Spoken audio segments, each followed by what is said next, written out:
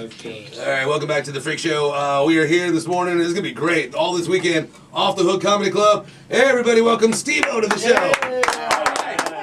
What's going on, man? I'm just so happy to be here, man. Marco Island Yes. it's a place that I travel to, I think, once every year with my family. As like a Oh, little really? kid. Yeah, from like the Really? ages like 3 to like 8 or something. Oh, that's cool. I just remember, I guess like my dad would pay me like $1 to do like to try to do 100 push-ups, and I'd just take my $1 to the 7-Eleven and buy candy. Like that's like about all I remember of Marco Island. Right. But yeah, it's great to be here, man. I'm psyched. That's awesome. So your dad would challenge you to do 100 push-ups for $1. Yeah, he'd be getting loaded with his buddies, and he'd say, "Yeah, I think I would do 100 push-ups. They'd just be really bad push-ups." Yeah, right. They're like half-assed. You get through like 20. You ever notice that when you have to do a lot of push-ups, you'll do like 10 good ones. Yeah. And then after that, you're like, the rest of them look like crap. Yeah. You're like on your knees by like the girl 20th one. push-ups. Yeah, push-ups are the worst. Do you go to the gym at all? Sure, man. Do you really? Nah, I mean not so much. Like, this is embarrassing to admit, but lately I've been getting into Pilates. Have you really? Is that embarrassing? Is that something I should be embarrassed about? I think so. Yeah, absolutely, actually. Well, since you're out of bed, we're very honest. That's right. You pull no punches. Right. Yeah. Exactly. Running around in your underwear hurting yourself, not so much, but Pilates definitely. Yeah. We're okay with the first one, man. It's way too far. That's right. You could staple your nuts to your leg, but Pilates, really? Pilates it's not as bad as yoga, though. Right, Like, well, yoga's like the worst. It's kind of like yoga with a different name, isn't it? Isn't it kind of the Yeah, same? you're right. It's French. It's just as bad. Yeah. Yeah, it is. Yeah, it's even gayer, actually. Yeah. But it's LA, right? I guess everyone's into Pilates. And... What do you do? You can't. You just want to take a glove out of your pocket and slap him. Right, yeah. On guard. He's going to challenge me to a duel. Yeah. I guess I'm just a real nerd these days. That's all right, though. It's all good, man. Well, you know- I'm in touch with my inner nerd. There you go. I mean, it's better than what you, because we talked to you last week on the phone, and you're very open about your drug addiction, Sure. and everything like that. What were you? What were you using? Like, what would be a typical day in the life of Steve-O back then?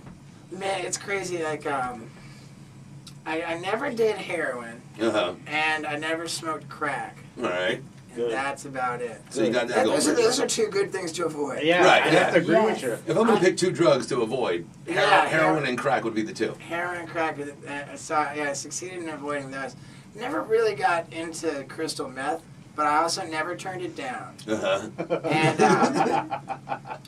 And my big thing, primarily snorting cocaine. Yeah. Smoking weed all the time, like pills, all the Xanax and the Valium, and all that. Sure, I did plenty of ecstasy, alcohol, and then like if I was in New York City, I'd get real into PCP. I loved PCP. Really? I've done that once. Like if I was like in Mexico, or like like whatever I could get my hands on, ketamine. I love that stuff. Oh, jeez. Okay. Yeah, Special K, man. I was See you in a minute. The old K-hole. Yeah, people like I Been there. could never figure out like why people were afraid of K-holes. That was my goal. Right, right. right. I love that. And See you in a minute. yeah, the nitrous oxide, man. Oh, It was yeah. all I ever jeez. wanted to do was just pass out and convulse around, yeah. pass out. I made so much money off them things. Whippets. Yeah. But, whatever it is, man. Like, I guess some people, actually nobody chooses to get sober. Right. If you don't have to, sobriety. Like, if you don't have to do it, then by all means, don't do it. I just don't have a choice, because if I don't stay sober, I'm absolutely dead. You're a mess, right? Yeah, there's literally So anyway, that's just my deal. Yeah. Yeah, it happens. Sobriety, Pilates. Yeah, right. You're drinking chai tea now. Yeah, right. Dude, like I'm vegan and everything. Like. Wow, are you really vegan? Yeah. No kidding. How long have you been doing that? It's been over 14 months I've been completely vegan. Wow. Before that I was vegetarian plus fish for a year and a half. I remember too, like, I was, cause I did like drugs to the point where like I crossed this line and I had like voices in my head and stuff, you know. I was like hearing voices. I was like seeing like crazy hallucinations. Like my apartment would be full of people who were never actually there, you know. Wow.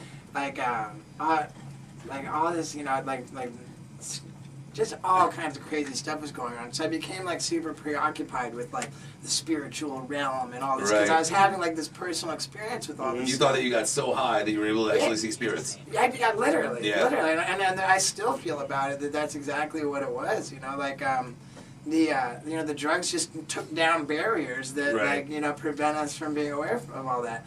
But so I was like.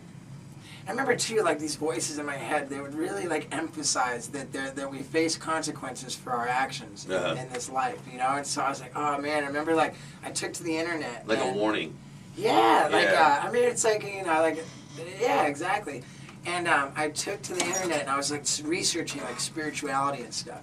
And I remember I came across this YouTube clip where it was this like Hare Krishna guy from India, and he was saying like in the Western world it's very difficult to be saved because you know like our standards of respect for life and for the planet are so low. And then this guy says, how can you expect to be saved if you eat meat?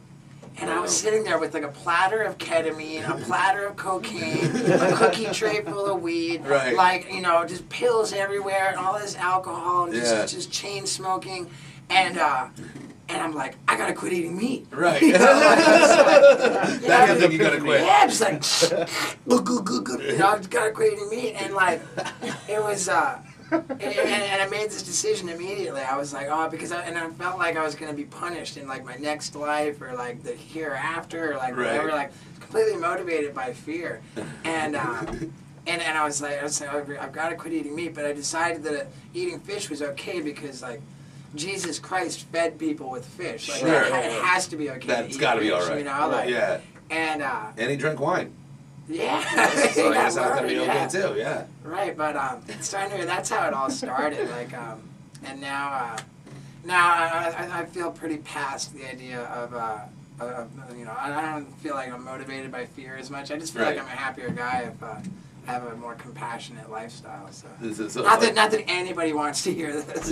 But no, that's it's cool. It's almost like a karma type of thing. You know what I mean? For sure, you know that's exactly what it is. You know, and for me, it's like it helps me a lot. You know, like people who are in recovery talk about building self-esteem through esteemable acts. Sure. You know, it helps for me like every time I eat a meal to like feel like I'm doing something good that I can you know feel good about. Because nothing had to die for you to eat it. And it's crazy. And I'll be on stage, you know, at Off the Hook Comedy Club, talking about how like different my life is today. You know, about how like, you know, like I'm clean and sober. You know, I'm vegan. I stopped drinking coffee. You know, like you know, like if I could just stop jacking off the internet. More, you know?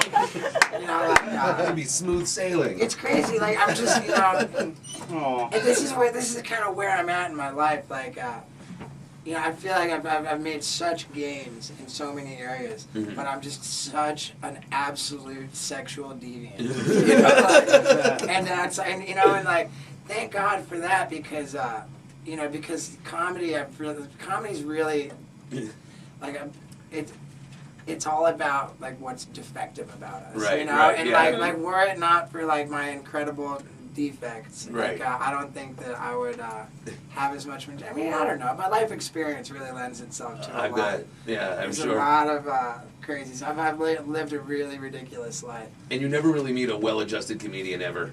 I mean, like they're all, you know, but that's the way it works.